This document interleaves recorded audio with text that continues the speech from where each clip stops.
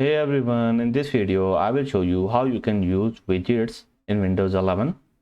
So if you want to use widgets, you have to click on right here, and after that this section will appear.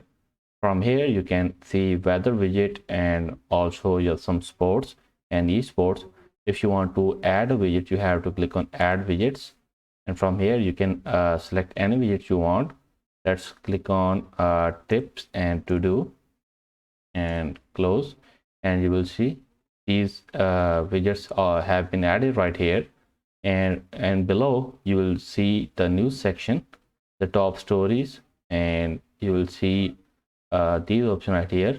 And you can also remove widgets if you want. Right click here and you can choose the size, and also you can remove widgets.